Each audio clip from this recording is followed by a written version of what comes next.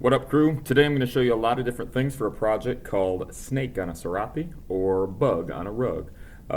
So I'm going to be using Crayola Model Magic for a snake sculpture first. If you don't have Model Magic, you can use regular clay. You could just use modeling clay that wouldn't dry out and you wouldn't be able to paint it, but you could still make one. You could use Play-Doh, or you could just use any other sculpture tool or material as well. And you don't even have to make it three-dimensional like a sculpture. You could make it two-dimensional like a drawing or painting or collage. But first, I would open my Model Magic clay and I would roll it into a ball because it needs to be nice and smooth and nice and warm before you can sculpt with it. So nice and smooth. So I've rolled it into a ball, and we are going to just use three pieces, one really big piece, and then two small pieces. So I'm going to pinch the two small pieces about this size and just set them off to the side for now. And then I'm going to, since I roughed up my nice smooth ball, I'm going to roll that back out. And then you've probably made a snake-like shape before with some clay or Play-Doh, and that's called a coil. And a coil looks like a snake because it's just a rolled out tube of clay. So you're going to gently put your palm of your hand, this part, on your clay, and then on a table or messy mat, just roll it back and forth, putting even pressure all the way across your clay. And look, it starts to become a tube. Now, I want the head to be a little thicker than the rest of the body, so I might stop rolling on this part here and just keep rolling on this part. See the little nugget of clay sticking out? That'll be the head. I don't want it to get any skinnier, but then the rest of my clay, I'm just going to keep rolling, and I don't want this coil to get too skinny or it'll be too fragile and it'll fall apart. So I am going to just stop right about here because I don't want to get much skinnier than this or my snake's going to fall apart. So you can keep your snake horizontal like this, or you could give it a little zigzag or a little wave, a little curl and a curve to make it a little more interesting, because this clay is kind of like regular clay, and when it dries it becomes like a hard permanent sculpture. Play-Doh, if you put it back in the container, stays soft, but if you leave it out it gets really hard and becomes a permanent sculpture too. I just did a little curve by kind of wrapping it around my finger here because I wanted my snake to look like he's slithering. So you can just kind of gently pinch, press, and move that coil to any way you want. You could have as big a curve or little as you want. And something I'm going to do is I'm going to just gently twist the end to make it look a little bit like it's a rattlesnake. Now you don't have to do that, of course, but I kind of like to twist the end to give it the look of a rattlesnake.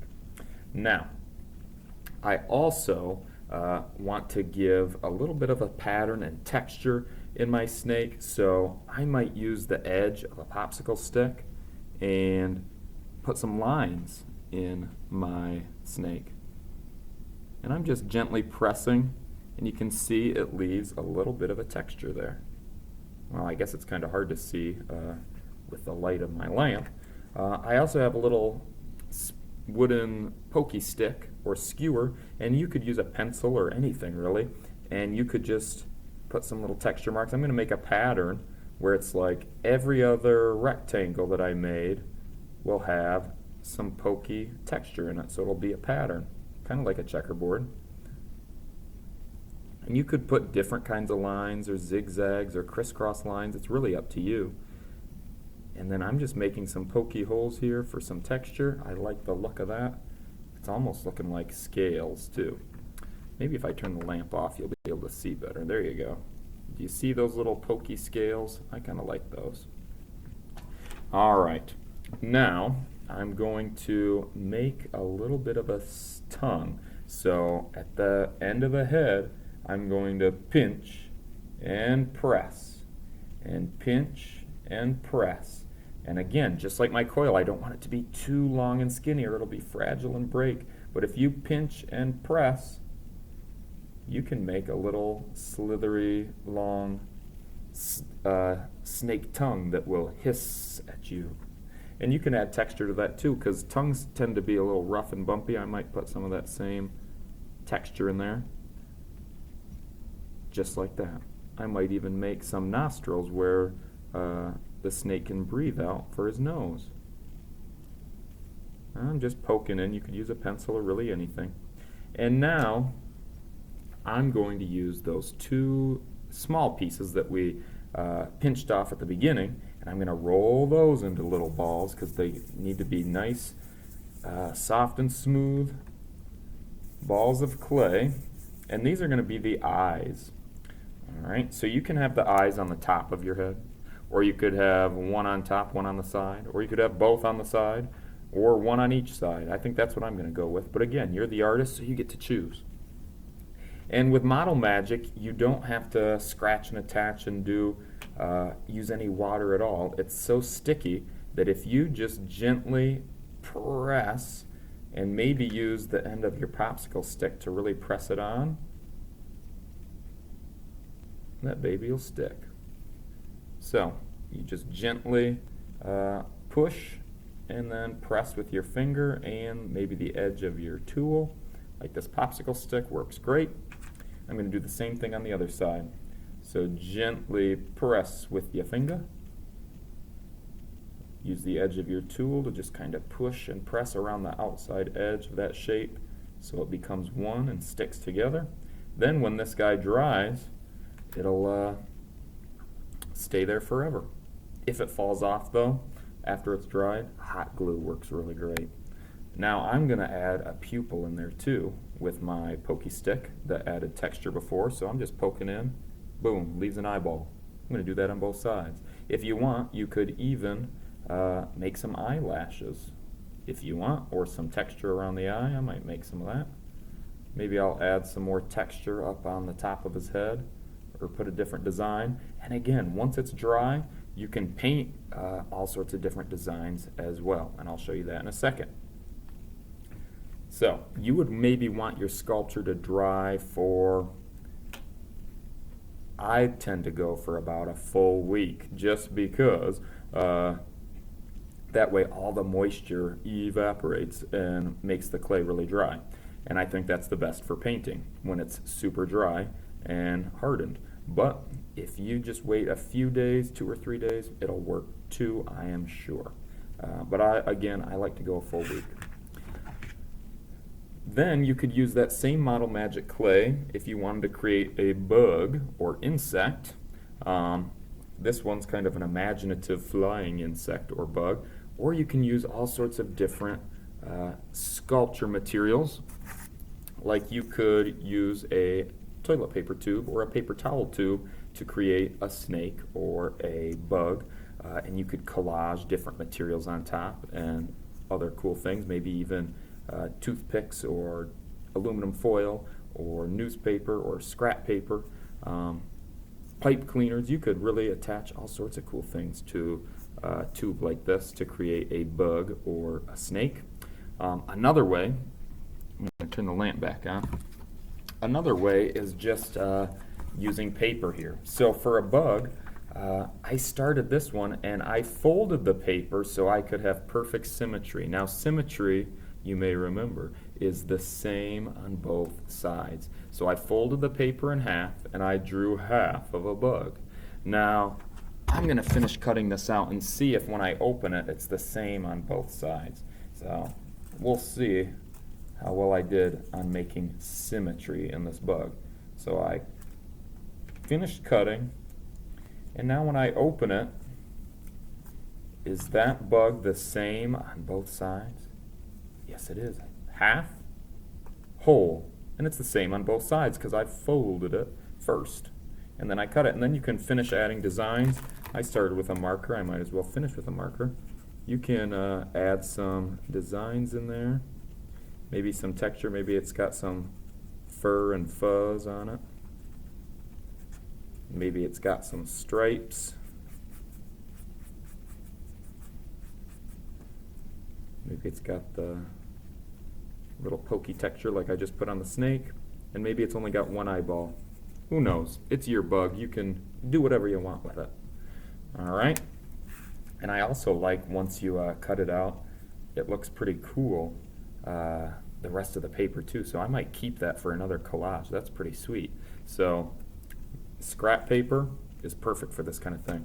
And I'll show you again, if you have a piece of paper, you just fold it in half, and when you draw your bug or insect, or anything really that you want to have symmetrical, the same on both sides, you want to draw on that folded edge, not the open side, not this open side, but the folded edge. So this red paper reminds me of a ladybug. So if I were to create a ladybug here, shape,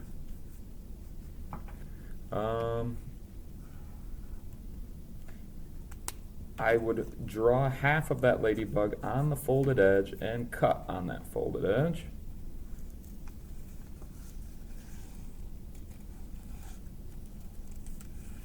Cut, cut, cut, cut, cut. Again, I love those scraps, and then when I open it, it's the same on both sides. It has symmetry. So you could finish that up and make it a ladybug if your heart desires. And then you could add some spots with some good rhythm there. Same shape but different size. You could even get different colors if you want. And you could make a bug three-dimensionally like a sculpture, or you could make it two-dimensionally like a drawing, painting, or a collage. So it's up to you. Then we're going to make the rug or the SERAPE. So to do that, you need another piece of paper, and then you could use crayons or oil pastels to make some designs on it, because they're richly colored and richly patterned, our rugs, and especially if you're wanting to do a SERAPE from Latin America. They're very richly colored and patterned and super fun. So you could just start making different lines, different shapes, different textures on your piece of paper. And I chose a rectangular piece of paper because most rugs and SERAPE pieces of fabric are rectangles. But if you wanted a different shape for your rug, again, you're the artist. You make the decisions here. Maybe I'll do some wavy lines, kind of like our snake. Maybe I'm feeling some blue circles. So again, you pick some shapes and some patterns and some colors and textures, whatever comes to mind to you. Maybe some red triangles. And since I have blue and red, I want the primary colors next to each other. So what color should I use? I'm going to go yellow. Maybe I'll do some yellow squares. So you can do some patterns, colors, textures, and then if you use crayons or oil pastel, they're very oily, they're very waxy. You could do watercolor or temper cake painting over top of it, and the patterns will still show through, and I will prove it. So maybe I want some turquoise to go over my red triangles, and guess what? The paper turns turquoise, but the oily, waxy red triangles shine through. And then, of course, if you're using watercolor temper cakes, you always rinse your brush in the bathtub before you switch colors. Maybe I wake up yellow, because I can mix my colors on the paper, but not in the tray. And maybe I want yellow waves over those pink, oily waves, and they still shine through. Love it. And then once your sculpture is dry, this is the one that is still drying, so it's still movable. But these snakes I've already made, and they've dried, and I started painting them. And you can use the same paint, the watercolor or the tempera cakes, or really you could use any paint like acrylic or liquid tempera on your hardened, dried sculptures, as well as your rugs. So I'll show you that too. Maybe I want to wake up a little rojo red and make a square red on my snake and start a pattern. Red, white, red, white, red. So you can paint on your finished sculptures with the same paint as you paint on your rug. But if you use acrylic paint or liquid tempera, your oily, waxy patterns won't show through. If you do those first, it'll only work if you use like the watery watercolor or tempera cakes. Will they shine through? Okay. Then one last thing, I like to add a little fringe to the ends of my rugs or SERAPE fabric. So to do that, you might need some yarn and a little hole puncher. All right. So I'll show you on one side here. At the edge, you want to make a full circle. So you don't want to make a hole punch like this, where it's not a full circle. That's just a semicircle. That's not going to work because that's not going to hold a piece of yarn. You want to go all the way into your paper so you make a full circle. That is key. So let's say I want 3 pieces of fringe on this end. So if you want them to be the same length, you of course need to measure them with a ruler. So a ruler is a great measuring tool, and you know what, my favorite number is 7, so I think I want my strings to be 7 inches long. So I would take my ball of string or yarn, I would take the end of that string and put it at the number 7 on my inches, and if you remember, a ruler is 12 inches long, so you don't want to go way longer than 12 inches. That would waste some yarn. But if you line it up at the 7, if that's your goal, you don't have to do 7 inches like me. You'd line up the end of your string at 7, and then at the end of your ruler, or at the beginning of your ruler, you would cut so you would know that that piece of string was 7 inches long. And you would do that 2 more times if you wanted them to all be the exact same length. So line it up to the number you choose. I chose 7, so I know it's 7 inches, and boom. Now my little snakes or fringe of yarn are the exact same length. Alright, and this is my favorite way to attach fringe. Alright, I'm going to pretend that my little piece of yarn is now a little octopus. So I find the center here, I line up the little tentacles or the ends, the little tails, like that. Then I pinch it like this so that the little tentacles hang down. You have a round head up at the top, and you're going to stick that round head through the hole that you just punched with your hole puncher. Do you see the head coming through the hole? Hola, hola. And then that octopus got super hungry and decided to eat his own tentacles. So the tentacles go into his mouth, and then you pull those tentacles through, and voila. Easy peasy. You didn't even have to tie a knot. You just had an octopus that was hungry, and it sticks and it stays. I'll show you one more time. So you turn your piece of string so that its tentacles are the same length. You pinch so that you have a little octopus head and its tentacles hang down. Then you stick that octopus head up through the hole that you punched in your paper. The octopus got hungry, and you need to stick those tentacles right through his mouth, chomp, chomp, chomp, and gently pull through. And now your little octopus is a piece of fringe on your string. Luckily, I already cut one ahead of time, so I can do number 3 so that it completes the one end of my rug. So again, octopus tails are the same. Pinch for the little octopus head. Push the head through the hole punch. Octopus got hungry, ate his legs. Oh my goodness, you gently pull, and you have some awesome fringe at one end of your rug. And then you would punch holes, and you could have them match if you want. In this other rug I did, I had 1, 2, 3, 4, 5, 1, 2, 3, 4, 5 holes on each end. And in this rug, or serape fabric that I made, I chose different colors of yarn. So I kind of made a pattern of like blues and oranges. And then on this one, I just chose all black that I just showed you. So it's up to you. Again, you're the artist. You make these creative decisions. So at the end, you will have a snake sculpture and a bug sculpture for bug on a rug and snake on a serape. Or if you don't have clay or model magic, you can use other fun sculpture and building and construction materials that you have on hand.